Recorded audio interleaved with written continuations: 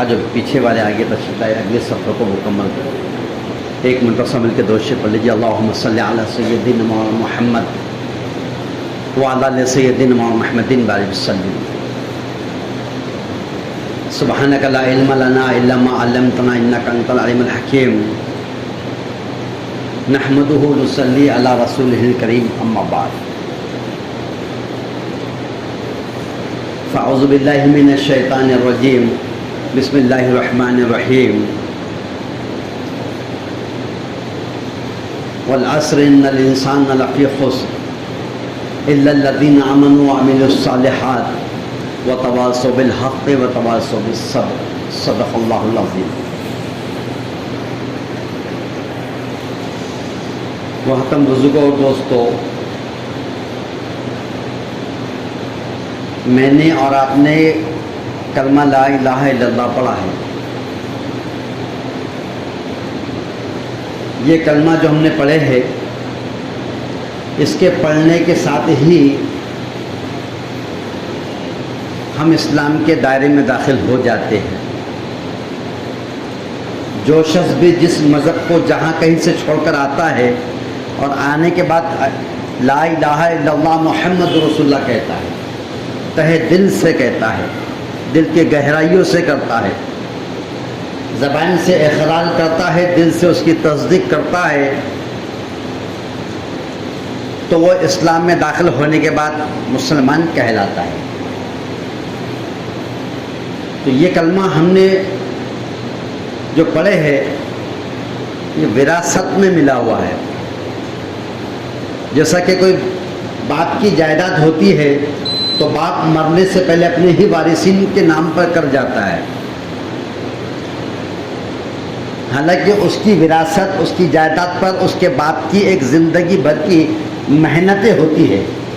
پوری زندگی کا وہ سرمایہ حاصل کرنے کے لیے اپنی ساری زندگی کو لگا دیتا ہے، جب جا کر کچھ سرمایہ، کچھ پونجی، کچھ روپیہ پیسہ، کچھ زمین جائیداد اس کے پاس جمع ہوتی ہے۔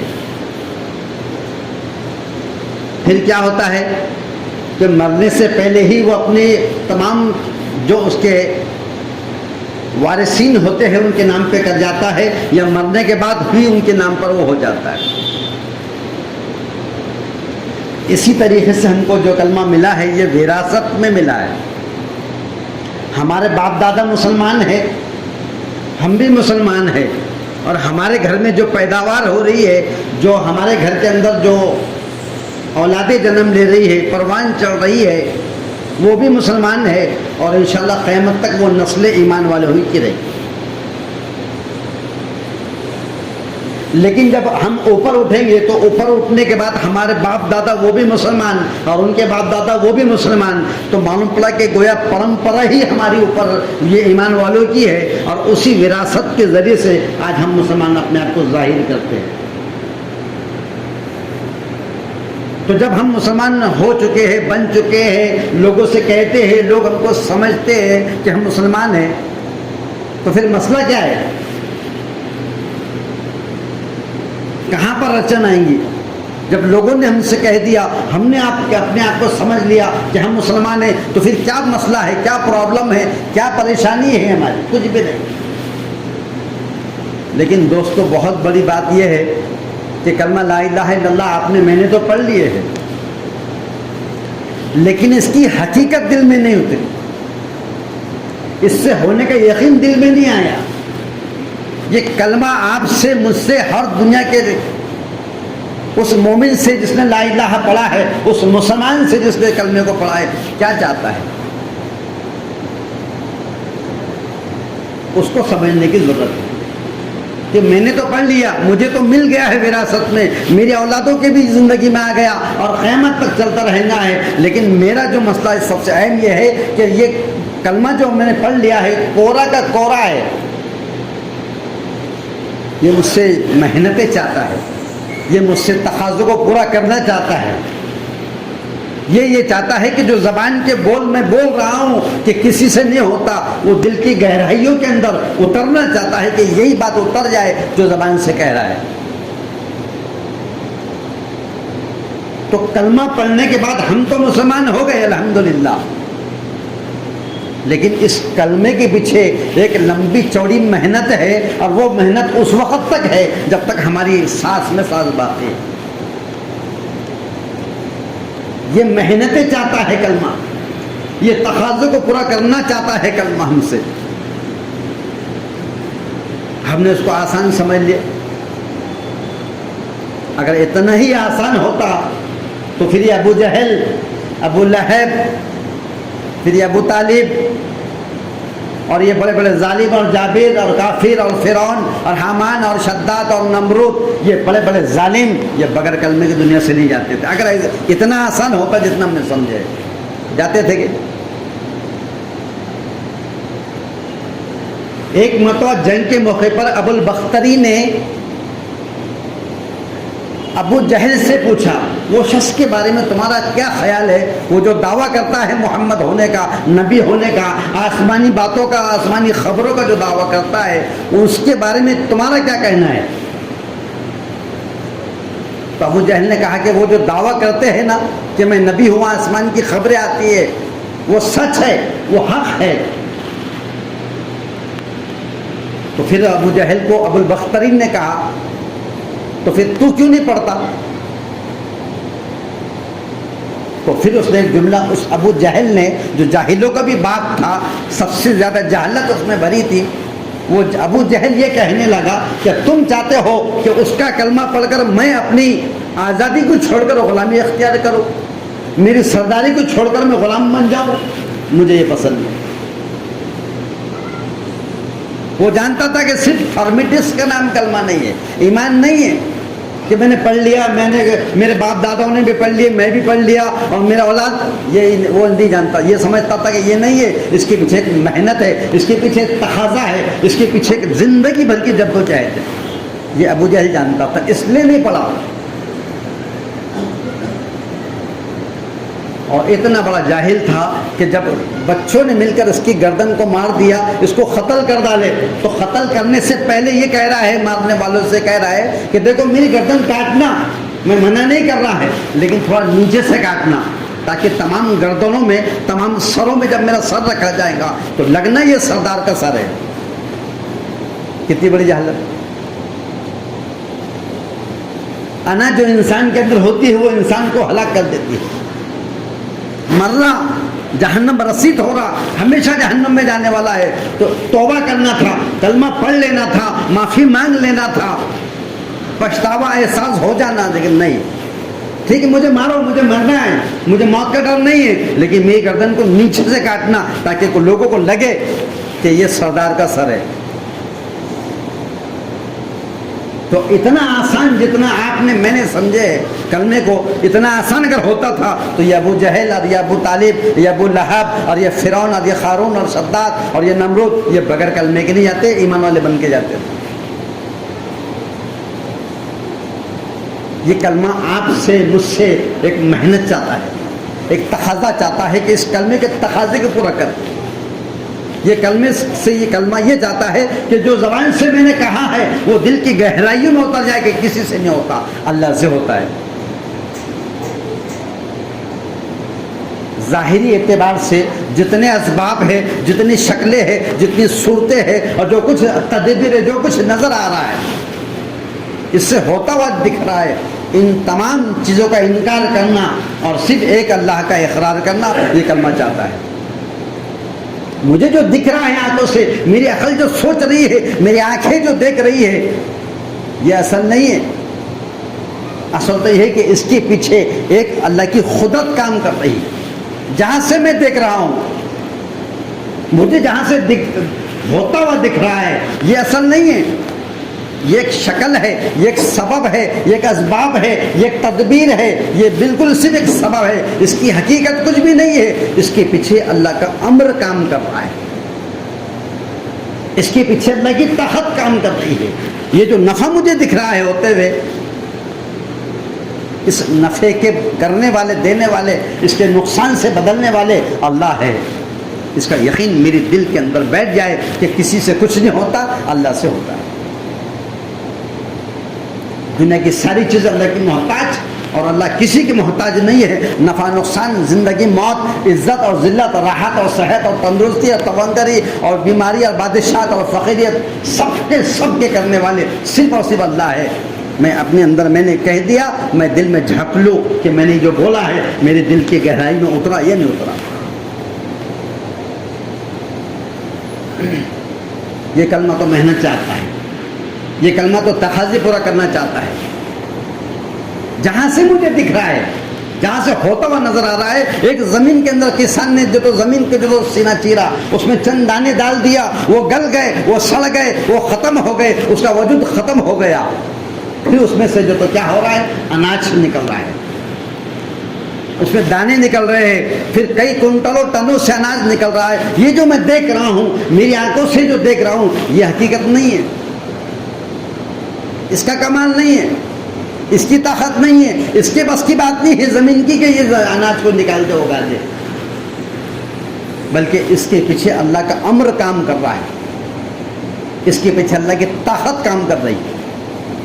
زمین میں انسان نے زمین میں دانہ ڈالا، بیج ڈالا، وہ گل گیا، وہ سڑ گیا، اس کا وجود ختم ہو گیا. پھر اس مرے ہوئے دانے کو، وہ جو بیج ڈالا گیا تھا، اس کو اللہ اپنی قدرت سے اس کو پھر اس کو نشو نمائی دے رہے، پروان چلا رہے ہیں. وہ کومپل میں سے باہر آ رہا ہے، باہر آ کر پھر تھوڑا سا پودا بن رہا ہے، پھر اس میں اناج نکل رہا ہے. وہ اناج سے آج آپ ہم زندگی بسر کر رہے ہیں. تو جو دکھ رہا ہے مجھے وہ اصل نہیں ہے، اس نفع اور نقصان کے پیچھے ایک اللہ کی طاقت کام کر رہی ہے، اس پہ یقین بن جائے. یہ ہے لا الہ الا اللہ، یہ ہے لا الہ الا اللہ کہ جو میں دیکھ رہا ہوں، میری آنکھیں جو دیکھ رہی ہے وہ غلط، میرے کان جو سن رہے ہیں وہ غلط، میری زبان جو بول رہی ہے وہ غلط، میرے دماغ جو سوچ رہا ہے وہ غلط. میرے دل کے اندر یہ یقین بن جائے میرا اللہ جو کر رہا ہے وہ صحیح. اگر مجھے نظر آ رہا ہے، اگر میری جو ہے تو عقل وہاں جا رہی ہے یا نہیں بھی جا رہی ہے، تب بھی یہ یقین بن جائے صرف اللہ سے ہوتا ہے. اور کیسے کرتے اللہ تعالیٰ؟ بے جان کو جاندار سے، جاندار کو بے جان بنا دیتے ہیں. تولج اللیل فی النہار، اللہ تعالیٰ دن میں سے رات کو نکال لیتے. دن میں سے ابھی دن ہے، اس میں سے کھینچ کے رات نکال لیں گے. دن کا چل جاتا، پھر جب رات آتی ہے اس میں کھینچ کے دن نکالتے ہیں. دنوں کو رات سے بدلنے والے، رات کو دنوں سے بدلنے والے، دن میں سے رات اور رات میں سے دن نکالنے والے اللہ تعالیٰ ہے. وہ تولج اللیل فی النہار، وہ تولج النہار فی اللیل، اللہ دنوں میں سے رات کو نکالنے والے ہیں اور رات میں سے دن کو نکالنے والے ہیں. وہ تخرج الحی من المیت، وہ تخرج المیت من الحی، اللہ زندوں میں سے مردے نکالتے ہیں اور پھر مردوں میں سے پھر زندے نکالتے ہیں.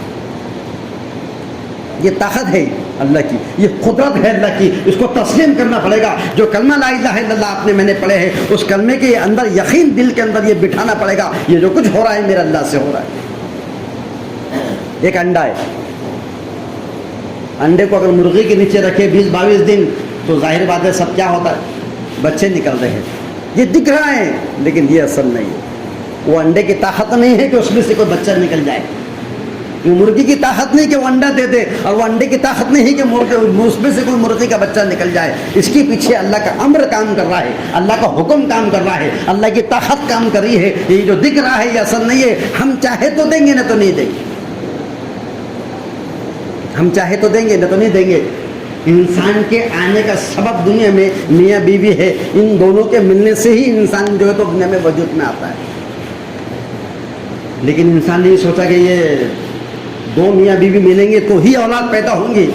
تو اس کے دماغ میں یہ بیٹھ گیا ہے کہ جب تک ملیں گے نہیں، پیدا نہیں ہوں گے. تو اللہ نے پھر اس کی جو عقل کی جو سوچ تھی اس کا بھی یہاں پر رد کر دیا، اس کا بھی یہاں پر اس کا انکار کر دیا کہ تم جو سوچ رہے ہو کہ یہ ہوں گے کوئی نہیں ہوں گے. بے شمار دنیا کے اندر جوڑے ایسے ہیں جو آج بھی 20-20 25-30 سال ہو گئے شادی کو، آج بھی ان کے گھروں میں اولاد نہیں ملتی، اولاد کی خوشیاں سے محروم ہے. میاں بیوی ہے، کہیں شوہر میں کمزوری، کبھی بیوی میں کمزوری ہے، یا کچھ اور وجہ ہے اللہ کی مسلط. 20-25 سال 30 سال کے جوڑے ہو گئے، شادی ہو کے جوانی سے بڑھاپے میں چلے گئے، ابھی تک اولاد نہیں ہو رہی ہے. تم سوچ رہے ہو نا کہ میاں بیوی کے ملنے سے ہوتی ہے، تو پھر دیکھو زندگی بھر ملو، 50 سال 100 سال کی زندگی گزار لو، اولاد نہیں ہوں گی تو نہیں ہوں گی، کیونکہ یہ یہاں سے نہیں ہو رہی ہے، اللہ نے اس کو روک دیا ہے، اللہ نے روکا ہے.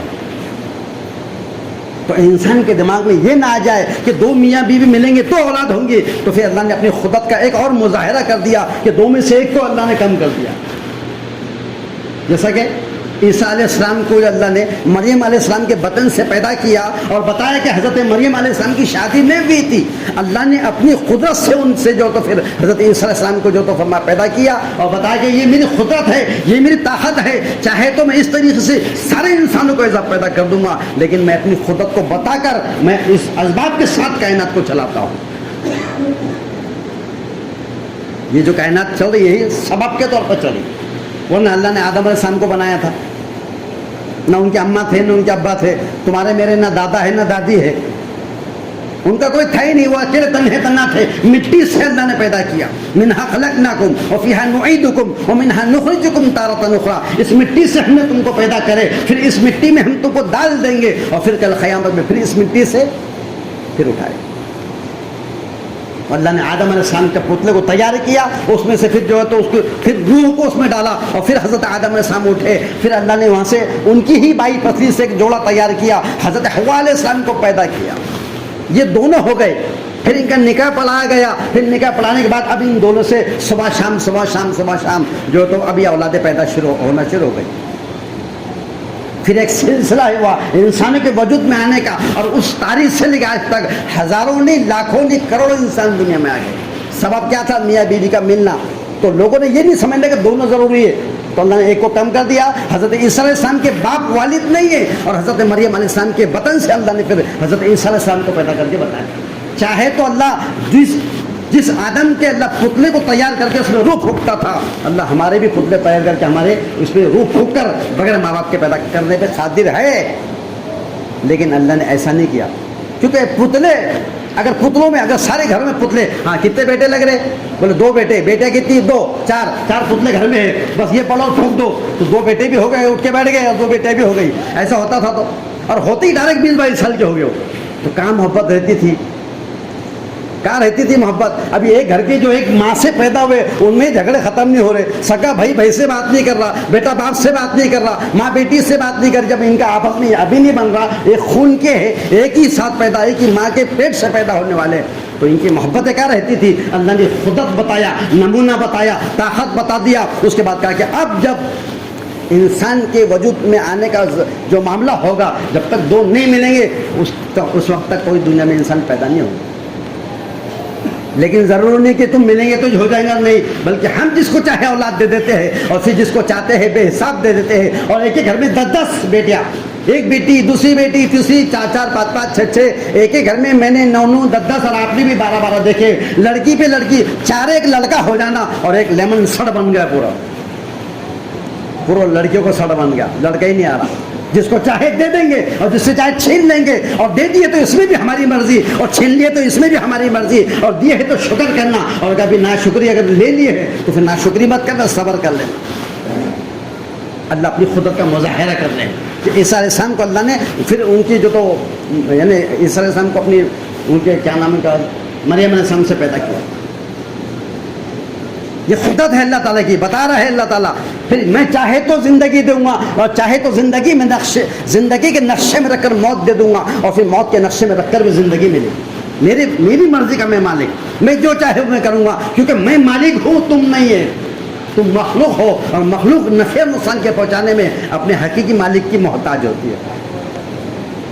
تو یہ جو کلمہ لا الہ الا اللہ آپ نے پڑھے ہے، میں نے پڑھا ہے، اس کو اندر جھانک لو، اس کے اندر تلاش کر لو کہ کس درجے کا ایمان ہے، کہاں تک وہ بنا ہے، کتنے درجے میں بنا ہے. میں جو کہہ رہا ہوں، میں جو سن رہا ہوں، میں جو بول رہا ہوں، میں جو دیکھ رہا ہوں، اندر آیا یا نہیں آیا. زبان کا ایمان نفع نہیں دے گا، حقیقت والا ایمان نفع دے گا. صحابہ کا ایمان حقیقت والا بنا تھا، اور جب وہ زبان کے بول دل میں اتر گئے تھے تو سامنے سمندر ہے. سامنے کیا ہے؟ سمندر ہے. وہ سمندر سے ذرا حس تو کرنا نہیں. کہنے لگے اپنے گھوڑے ڈال دو، سمندر میں گھوڑے ڈال دیے گئے. سامنے جو تو لشکر ہے 60,000 کا لشکر ہے، اور 60 لوگ چھوڑ دیے، 6 لوگ چھوڑ ڈالے. کیا یہ جو طاقت بنی تھی، جو اندر سے وہ یقین کی بنی تھی کہ کسی سے کچھ نہیں ہوتا، لا الہ الا اللہ، اللہ سے ہوتا. لا الہ الا اللہ کے اندر کیا بتایا؟ لا الہ، کسی سے نہیں ہوتا، کسی سے جو کچھ دکھ رہا ہے وہ سب غلط، جو کچھ اسباب دکھ رہے ہیں وہ سب غلط، اور پھر ہوتا کس سے؟ الا اللہ، اللہ سے ہوتا ہے۔ بس جو زبان سے میں کہہ رہا ہوں حقیقت دل کے اندر یہ اتر جائے کہ جو کچھ دنیا میں ہوا ہے آج تک، اب جو ہو رہا ہے اور آئندہ جو ہوگا وہ صرف کس کے کرنے سے ہوگا؟ اللہ کے کرنے سے ہوگا۔ یہ یقین ہماری کیفیت اندر سے بن جائے، اس کو ٹٹولو۔ جیب میں ہم پیسے ٹٹولتے، موبائل کے اندر بیلنس ٹٹولتے، اور بھی چیزیں تو ہم کہیں نہ کہیں جب جاتے ہیں تو ہر چیز ٹٹولتے ہیں، ایسے ہی اپنے ایمان کو ٹٹولو۔ ایمان ہے کیا گیا، ہے کیا گیا، اور ایمان کی کیفیت بنی کہ نہیں بنی، کیا بنی ہے ایمان، میں کیا کہہ رہا ہوں، اور میں کہنے کے بعد اب میرے اندر دل کے اندر کیفیت بنی کہ نہیں۔ تو کلمہ اتنا آسان نہیں کہ میں نے پڑھ لیا تو ہو گیا، اللہ اس کو بے انتہا قبول فرما لے، لیکن حقیقت تو یہ ہے کہ کلمے والی محنت جب کریں گے تو کلمہ دلوں کے اندر اترے گا، اور جب یقین بنے گا تو اس یقین کی بنیاد پر اللہ دنیا میں بھی کامیاب کرے گا اور آخرت میں بھی کامیاب۔ اللہ ہم سب کو عمل کرنے کی توفیق عطا فرمائے۔